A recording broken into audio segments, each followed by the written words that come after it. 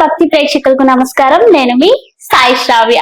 ప్రస్తుతం మనతో పాటు ఉన్నారు త్రిజగద్గురు పీఠం చైర్మన్ అండ్ వారసురాలు మైలవరపు నాగమణి. మరి అమ్మగారితో మాట్లాడి చాలా విషయాలు ఈ రోజు వీడియోలో తెలుసుకుందాం. నమస్కారం అమ్మా. నమస్కారం. ఎలా ఉన్నారు? బాగున్నానమ్మా. అసలు కార్తీక మాసం యొక్క విశిష్టత ఏంటమ్మా?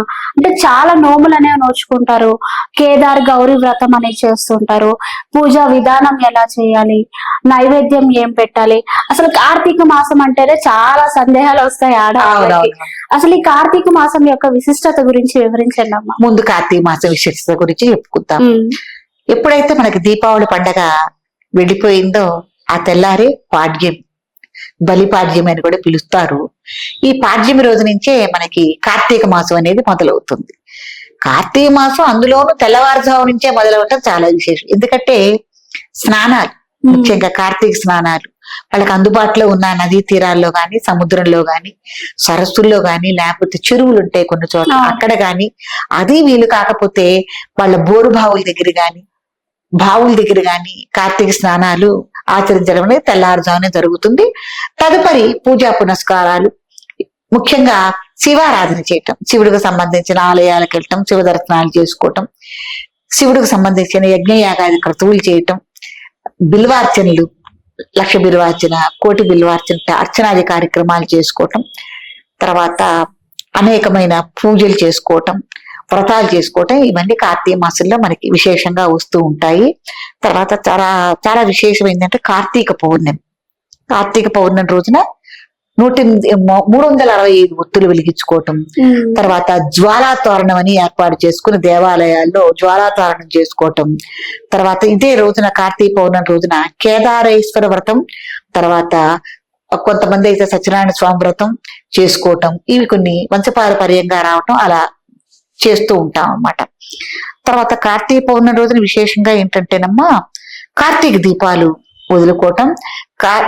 పౌర్ణమి రోజున విశేషంగా ఏదైనా సముద్ర తీరాలు కనుక దగ్గరుంటే సముద్ర స్నానాలు ఆచరించటం, కార్తీక పౌర్ణమి రోజు సముద్ర తారాలు ఆచరించటం, అందుబాటులో ఉన్న ఏదైనా నదులు అంటే పుణ్య నదులు ఏవైతే ఉన్నాయో గోదావరి, కృష్ణ లాంటి పుణ్య నదులు ఏదైతే ఉంటే గనక వాటిల్లో కూడా స్నానాలు ఆచరించడం, అక్కడ తర్పణాలు ఇవ్వటం, పెద్దలకు పెట్టుకోవటం, ఇట్లాంటివన్నీ మనం విశేషంగా కార్తీక మాసంలో చేస్తూ ఉంటాము. కార్తీక మాసంలో బలిపాడ్యమి, తర్వాత కేదార గౌరీ వ్రతం, కార్తీక పౌర్ణమి, అట్లాగే కార్తీక సోమవారాలు చాలా విశేషమైనది. కార్తీక సోమవారాలు తర్వాత ఏంటంటే కార్తీక మాసం మొత్తం ఉపవాసాలు ఉండటం. ముఖ్యంగా ఏంటంటే ఇంకోటి కూడా మనం గమనిస్తుంటాం, కార్తీక మాసంలో ఎవరైతే అయ్యప్పలు మాలధారణ చేసుకోవాలనుకుంటారో ఆ మాలధారణ చేసుకోవటం. కార్తీక మాసంలో ఇంకా అందరూ బాగా ఇష్టపడి ఆనందంగా చేసేది కార్తీక వన భోజనాలు. అందరూ కలిసి గ్రామం మొత్తం గాని, కుటుంబ సభ్యులతో గాని, తర్వాత గ్రూపులుగా గాని, వర్గాలుగా గాని ఏర్పడి కార్తీక వన భోజనాలు చేయటం అన్నమాట. చాలా విశేషమైనది. ఏదన్నా తోటలు చూసుకుని అక్కడ విశేషంగా ఏదన్నా మహాలింగార్చన గాని, లేకపోతే లక్ష బిల్వార్చన గాని, కేదార వ్రతం గాని, సత్యనారాయణ స్వామి వ్రతం గాని, ఏదన్నా పూజాది కార్యక్రమాలు ఆ తోటలో ఉసిరి చెట్టు ఉంటుంది కదమ్మా, ఉసిరి చెట్టు కింద ఆచరించి అక్కడ ధూపదీప నైవేద్యాలు సమర్పించుకుని అక్కడే వంటలు వండించి అందరూ సామూహికంగా కార్తీక వన భోజనాలు చేయటం కూడా ఈ కార్తీక మాసంలో చాలా విశేషం, చాలా పవిత్రమైంది.